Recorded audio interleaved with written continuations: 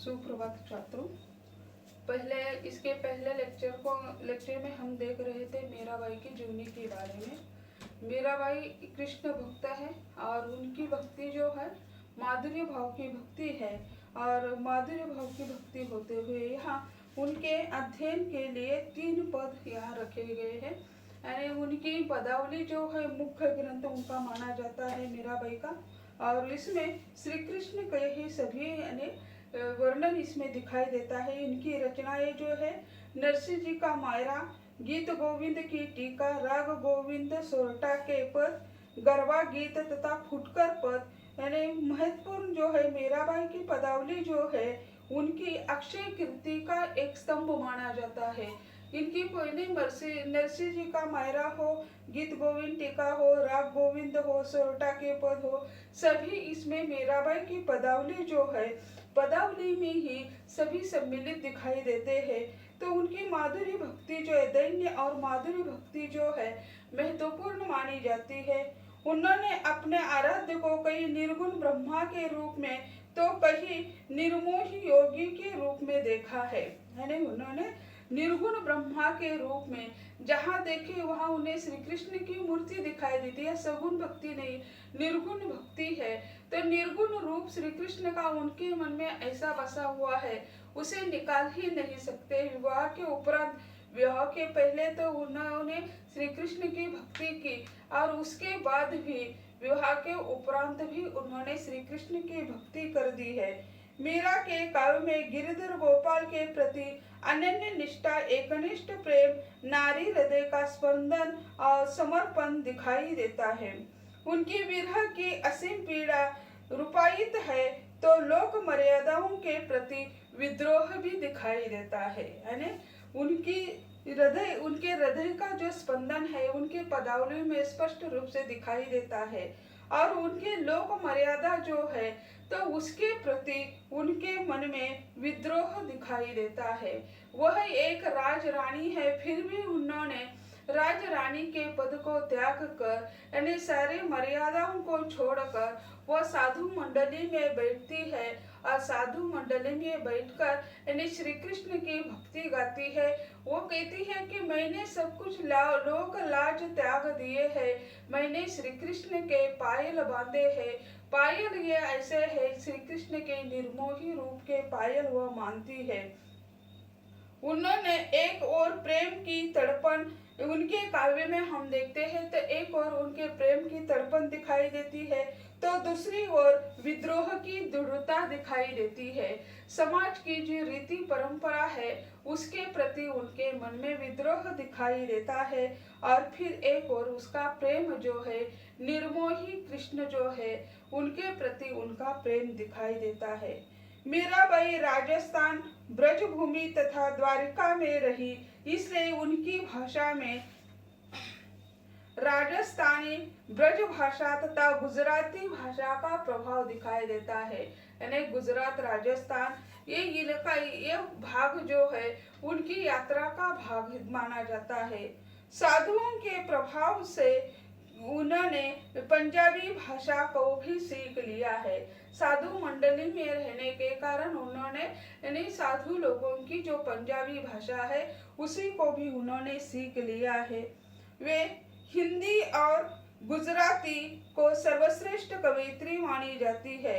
यानी गुजराती भाषा का ज्यादा उसमें प्रयोग है, इसी कारण उसे गुजराती भाषा की कवयित्री भी माना जाता है।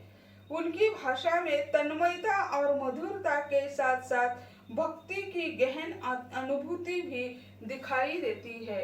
यानी उनके काव्य में हम देखते हैं तो मधुरता और तन्मयता जो है, जो गाने के गेयता के लिए जो महत्वपूर्ण गुण होते हैं वो उसमें दिखाई देते। इसी कारण मीराबाई के पद जो है गाने लायक है या उसमें गेयता है, इसी कारण लोग उसे सहजता से पढ़ते हैं या सहजता से उसे स्वीकृत कर देते हैं। क्योंकि कठिन जो होता है उसी जनता सहजता से स्वीकारती नहीं है। मीराबाई का पहला पद है, वो कहती है, मेरे तो गिरिधर गोपाल दूसरा न कोई, जाकी सिर मुकुट मेरे पति सोई, छाई दही कुल की कानी, कहाँ को कही रे कोई, संतन ठीक बैठी बैठी लोग लाज खोई, असुन जल सींची सींची प्रेम की बोई, अब तो बेल फैल गई आंगन फल कोई, भगती देखी राजी हुई जगती देखी रोई, दासी मीरा गिरिधर तारो अब मोई। यानी वहाँ यो अपने ईश्वर के प्रति अपना प्रेम दिखाई देती है और अपने ईश्वर का यानी रूप चित्रित करती हुए कहती है कि मीरा का कृष्ण के प्रति समर्पण भाव दिखाई देता है। वो कहती है कि इस पूरे संसार में कृष्ण के बिना मेरा कोई आराध्य नहीं है। इस संसार में पूरे संसार को वो चित्रित करती है और वो कहती है कि इस संसार में मेरा कृष्ण के सिवा कोई नहीं है, और उसके वर्णन करती है कि कृष्ण का पहराव कैसा है। कृष्ण के सिर पर यानी मुकुट है और मोर पंखों वाला मुकुट पहने हुए कृष्ण को मैं अपना पति मान चुकी हूँ। बचपन से ही उन्होंने श्री कृष्ण को पति मान लिया था, क्योंकि जैसे एक उसका बचपन का प्रसंग है कि यानी उनके दादाजी जो है वैष्णव भक्ति करने वाले हैं और उनकी माता का देहांत होने के कारण दादाजी ही उनकी देखभाल करते रहते हैं। जैसे आज विवाह के बाद जैसे बारात निकालती है, दुल्हा दुल्हन को बजाते हुए गांव में घुमा लेते हैं, उसी तरह उनके द्वार पर एक बारात आई थी और वह दादाजी से कहती है कि मुझे वहीं पे मैंने बिठा लो, बारात में मुझे सम्मिलित कर दो। तो दादाजी उन्हें कहते हैं कि अरे नहीं है, तुम जब बड़ी होगी तब इस तरह तुम्हारी शादी होगी, वह दुल्हा और दुल्हन है। तो वो कहती है ठीक है, मैं बड़ी हो जाऊंगी तब मेरा विवाह कर दीजिए, मुझे मेरा दुल्हा लाकर दे दीजिए। तो बाल सुलभ बाल हट जो होता है वो पूरा करना यानी मुश्किल हो जाता है। इसी कारण दादाजी उन्हें श्री कृष्ण की मूर्ति दे देते और कहते हैं ये तुम्हारे पति है। तो उसी समय से ही उनके मन में बैठा था कि श्री कृष्ण मेरा पति है और उसकी उस मूर्ति की पूजा अर्चा करती रहती है, ध्यान करती रहती है। ऐसे बाल सुलभ मन में यह बात बैठी है। इसी कारण वह कहती है मेरे जो पति है जिसके सिर पर मोर मुकुट है वे मेरे पति है, मेरे दूसरे कोई भी पति नहीं है, ऐसा वह कहती है। उस कृष्ण की प्राप्ति के लिए मैंने कुल की परंपरा को त्याग दिया। उस कृष्ण की प्राप्ति के लिए वह कहती है कि मैंने कुल की जो परंपरा है, रीति रिवाज है, उन सभी को मैंने त्याग दिया है। श्री कृष्ण के प्रति प्रेम रूपी बेल को मैंने बो दिया है तथा अपने आंसुओं के जल से उसे सिंचा है। यानी जे श्री कृष्ण नाम रूपी जो बीज है उसी को मैंने मेरे हृदय में बो दिया है और उसको पानी यानी जैसे बीज हम बोते हैं किसी भी फल का हो, पौधा का हो, तो उसको पानी देना पड़ता है, जल देना पड़ता है। तो वो कहती है श्री कृष्ण के नाम रूपी बीज को मैंने हृदय में लगा दिया है और उसको जल कौन सा डालती हूँ, तो जल मेरे आंसू रूपी जल में उसे डालती हूँ और वो बेला इतनी बढ़ चुकी है। तो वह कहती है कि मैंने उस बेला को आंसू रूपी जल को सींच लिया है। उस फैली हुई प्रेम रूपी बेल पर अब आनंदमयी फल लगने लगे हैं। तो कहती है कि यानी जो बेला मैंने पोषित कर दी है उस बेला को अब फल लग रहे हैं। जैसे हम देखते हैं फलों का वृक्ष होता है तो पहले उसे फूल आता है और फूल के बाद फल आता है। तो यानी उसकी अंतिम स्थिति यानी मोक्ष की प्राप्ति जो होती है भक्ति क्षेत्र में हम रखते हैं, तो पहले यानी मूर्ति पूजा के बाद नामस्मरण के बाद अंतिम जो है भक्त और ईश्वर में जो अंतर नहीं रहता है, ईश्वर में भक्त और भक्त में ईश्वर ऐसे होते हैं। तो यह स्थिति जो है मोक्ष की स्थिति है। और वो कहती है उस बेला को फूल भी लग गया और फूल के बाद फल भी लगने लगे हैं। यानी मेरी भक्ति जो है वो मेरी भक्ति पूर्ण होने लगी है। वो मैं भक्ति भावना को देखकर प्रसन्न होती हूँ और लोग संसारिक विषय भोगों की बात करते हैं तो मैं दुखी होती हूँ। यानी व्यक्ति का स्वभाव यह दिखाई देता है। तो वह कहती है कि भक्ति भावना देखती हूँ, संत मंडली देखती हूँ तो मुझे आनंद होता है, लेकिन जब संसारिक व्यक्ति मुझे दिखाई देता है तो मैं दुखी होती हूँ। उस मोह पास से मुक्त होना चाहिए ऐसा उन्हें लगता है, लेकिन ऐसा नहीं होता है। इसी कारण वह यानी मोह माया से वो मुक्त करना चाहती है सभी को, लेकिन सांसारिक बंधनों से सभी मुक्त नहीं हो सकते। पहले से ही जो निर्मोही है, जिसके मन में निर्विकार है, वही व्यक्ति यानी ऐसे मोक्ष के लिए पात्र होता है। तो ऐसे वो कहती है कि यानी जब भक्ति देखती हूँ आनंदित होती हूँ और संसार को देखती हूँ तो मैं दुखी होती हूँ। अतः हे कृष्ण, मेरी एकमात्र अर्जी है कि तुम मेरा उद्धार करो। यानी वो कृष्ण से कहती है कि मेरी कोई अपेक्षा नहीं है, मैंने तो पहले से ही आपको पति के रूप में प्राप्त कर दिया है या मान लिया है। अब मेरी आपसे विवाह यानी कोई भी अपेक्षा नहीं है, सिर्फ मेरी एक अपेक्षा है कि आप मेरी मुक्ति कर दीजिए, ऐसे वह कहती है। यानी यह माधुर्य भक्ति जो है वह उत्कंठ स्थिति तक पहुंची हुई हमें दिखाई देती है। दूसरा पद जो है वो कहती है, हेरी मैं दर्द दीवानी होई, दर्द न जानो कोई कोई, घायल रीगत घायल जाने जाने की जिन लाई होई, जौहरी की गति जौहरी जाने की जन जौहर होई, सुली ऊपरी सेज हमारी सवना किस विध होई, गगन मंडल पे सेज पिया की किस विध मिलना होई, दर्द की मारी बन बन डोलू, वेद मिला नहीं कोई, मीरा की प्रभु पीर मिटेगी जद बैद सावरिया होई। तो वो कहती है कि हेरी मैं दर्द दीवानी होई, दर्द जाने न कोई मेरो कोई। तो वो कहती है कि मैं दर्द दीवानी हूँ। किसकी दीवानी हूँ? श्री कृष्ण की दीवानी हूँ, और मेरा दर्द कोई जानता नहीं है, क्योंकि जानने वाला था वो गुजर चुका है। उनके पति जो थे वो श्री कृष्ण मीरा की भक्ति को देखकर उन्होंने उन्हें एक मंदिर बनवा कर दिया था, और वहीं पे वह यानी सुबह शाम यानी श्री कृष्ण की पूजा करती थी। और इसी कारण उनके पति का देहांत हो गया। उनके देवर, उनके ससुर या उनकी सास जो है उन्हें बहुत सताती है। इसी कारण वो कहती है कि मेरा दुख या दर्द जानने वाला कोई नहीं है।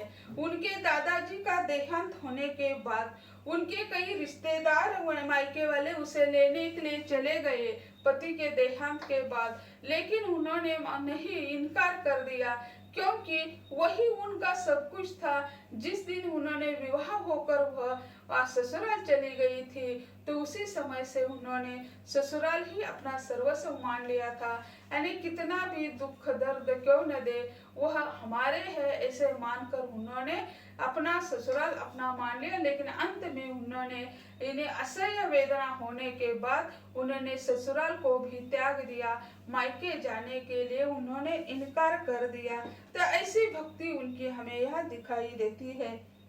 तो वो कहती है कि मेरा दर्द कोई जानता नहीं है, घायल रीगत घायल जाने की जन लाई होई, है ना, घायल मैं हूँ। यानी जैसे हम देखते हैं कि कहते हैं कि समुदुखी, यानी समुदुखी यानी क्या, यानी अपने जैसे किसी दूसरे का दुख होता है तो दुख की स्थिति हम समझ जाते हैं। तो वो कहती है, मीरा अपनी सखी से कह रही है, हे सखी, प्रभु के प्रति मेरी प्रेम भावना मुझे पागल बना रही है। मेरी इस विरहिणी को कोई समझ नहीं रहा है और समझेगा भी कैसे, क्योंकि मेरे इस दर्द को वही समझ सकता है जिसने इस दर्द को अनुभूत किया है। क्योंकि मेरे इस दर्द को यानी किसने अनुभूत किया है ऐसा नहीं है। इसी कारण मेरे इस विरहाग्नि का दुख वही समझेगा जिसके भाग्य में ये दुख आ चुका है। ऐसा दुख किसी के नसीब में नहीं आया है।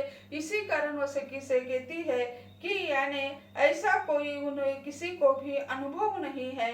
इसी कारण क्या है, मेरा दुख कोई भी समझ नहीं सकता है। मेरे हृदय ने इस आग को संजोया हुआ है, जैसे रत्नों की परख केवल एक जौहर ही कर सकता है, वैसे ही जिसने प्रेम की पीड़ा रूपी अमूल्य रत्न प्राप्त किया है वही मेरा दर्द समझ सकता है। जैसे हम कहते हैं कि यानी रत्न पारखी होना चाहिए, यानी किसी के हाथ में हमने हीरा का रत्न दे दिया और उसी को कहा ये पत्थर है तो वो पत्थर ही कहेगा। लेकिन सुनार के यहाँ हम जाकर जौहर यानी सुनार के पास जाकर हम उसे देते हैं तो उसकी कीमत करोड़ों रुपए कर देता है। यानी जैसे हम कहते हैं गधे को गुड़ की क्या यानी मिसाल, यानी उसका गुण धर्म क्या पता है गधे को, वो कचरा खाने वाला, उसको गुड़ खिलाए हम तो वो मीठा है ऐसा नहीं कहेगा। तो ऐसे जो है रत्न पारखी होना चाहिए। जो जौहरी होते हैं यानी जो सुनार होते हैं उसे ही। इसी कारण यहाँ मध्यता यह है कि वो कहती है कि मेरा जो दर्द है, मेरी जो अनुभूति है, उसी प्रकार की अनुभूति किसी ने भी प्राप्त नहीं की है। इसी कारण क्या है, मेरा दुख समझने वाला कोई नहीं है और मैंने जो है मेरे अमूल्य रत्न प्राप्त किया है और मेरा दर्द समझने वाला अब इस दुनिया में कोई नहीं है। अब इस मीरा का दर्द उसी समय मिट जाएगा जब स्वयं सावले कृष्ण वैद्य बनकर उपस्थित हो जाएंगे। यानी जहाँ श्री कृष्ण ही उनका यह दुख दर्द समाप्त करने वाला है। जैसे हम कहते हैं औषध न लगे मजला परसुनी माता बर बोले, यानी जे क्या है, यानी एक कहावत कहा जाती है कि यानी औषध न लगे मजला, यानी राजा नल की यह कहानी बताई जाती है। यानी नल और दमयंती की यह कथा है। तो दमयंती नल राजा से प्रेम करती है और जब वह उस प्रेम विरह में इतनी व्याकुल हो जाती है, खाना पीना सब कुछ छोड़ देती है, बहुत कृश बन जाती है। उसी समय माँ उसे पूछती है कि तुम्हारी बीमारी का इलाज क्या है, तो उसी समय वो कहती है औषध न लगे मजला परसुनी माता बर बोले, यानी औषध न लगे, यानी औषध की कोई मुझे आवश्यकता नहीं है, यह भी इसमें प्रतीत होता है। दूसरा अर्थ, माँ मेरा औषध यानी नल राजा है। तो यह एक ही शब्द में अनेक अर्थ छिपे हुए होते हैं। तो मीरा यानी अपनी सखी से कहती है कि मेरा दुख जो है और या मेरी जो बीमारी है उसे कौन अच्छा करेगा, तो श्री कृष्ण ही आकर मेरा दुख यानी दूर कर सकता है और मेरी पीड़ा जो है उसके सिवा कोई भी मिटा नहीं सकता है। इसी कारण यानी वह अपनी सखी से कहती है कि मेरा औषध देने वाला श्री कृष्ण ही है। तो ऐसे वो अपने दुख के द्वारा यानी पदों के द्वारा अपने सखी से बातचीत करती है और अपना दुख निवेदन करती है। अगले पद में वो कहती है मैं शरण हूँ तेरी हरि, मैं शरण हूँ तेरी हरि के, हरि बिन कुन गति मेरी, तुम मेरे प्रतिपाल कियो मैं रावरी चेरी, आदि अंत नीत नाव तेरो हिया मैं फेरी, बेरी बेरी पुकारी कहू प्रभु आरती है तेरी, यो संसार विकार सागर बीच में घेरी, नाव फाटी पाल बांधो बूढ़त है बेरी, बिरहनी पिव की बाट जोवे राखी लयो नेरी, दासी मीरा राम रटत है मैं शरण हूँ तेरी। यानी यहाँ मीराबाई ने यानी पहले पद में मीराबाई ने अपने बीमारी का इलाज के लिए कृष्ण को पुकार लिया है और यह सखी से कहती है कि मेरी औषधि कौन है, तो मेरी औषधि श्री कृष्ण है, उससे ही मेरे ये बीमारी पूरी हो जाती है। और अगले पद में वह कहती है कि मैं तुम में समर्पित हूँ, मैं शरण हूँ तेरी। शरण यानी शरण, जैसे श को स यानी जैसे श यानी क्या है, कठोर वर्ण है और उसमें गेयता नहीं आती है, सहजता नहीं आती है। इसी कारण यानी जैसे श को हिंदी में कठिन होने कारण गाने के लिए शरण कहा जाता है। तो ये कहती है मैं शरण हूँ तेरी, श्री कृष्ण से कहती है कि मैं तेरे शरण में आ गई हूँ। यहाँ समर्पण भाव स्पष्ट दिखाई देता है। हे हरि तुम्हारे बिना मेरा जीवन गतिहीन है, तुम ही मेरे प्रतिपालक हो और मैं तुम्हारी दासी हूँ। यानी दास्य भाव की भक्ति भी यहाँ दिखाई देती है। पूर्ण समर्पण होता है, जैसे हम कहते हैं कि साष्टांग दंडवत डालते हैं, हम किसी को नमस्कार करते हैं, भगवान के मंदिर में हम चले जाते हैं तो साष्टांग दंडवत करते हैं। तो यानी क्या है, साष्टांग यानी हमारे सारा शरीर जो है धरती से नतमस्तक हो जाता है, पूरा शरीर धरती पर लेट जाता है, भगवान के सामने हम नतमस्तक हो जाते हैं। तो यही जो है समर्पण भाव उसी तरह का है कि उसके मन में कोई भी यानी शंका आशंका ज्ञान पिपासु वृत्ति कुछ भी नहीं, सिर्फ ईश्वर के प्रति समर्पण भाव दिखाई देता है। और वो कहती है मेरा जीवन जो है गतिहीन हो गया है, कोई आशा आकांक्षा कुछ भी नहीं है, षड रूपों से वह विरहित हो गई है, निर्मोही हो गई है। इसी कारण वह कहती है कि मेरा जीवन जो है गतिहीन हो चुका है। और ऐसी उनकी समर्पित भावना यहाँ दिखाई देती है। इसके अगले जो पद है वो हम अगले लेक्चर में देख लेंगे। धन्यवाद।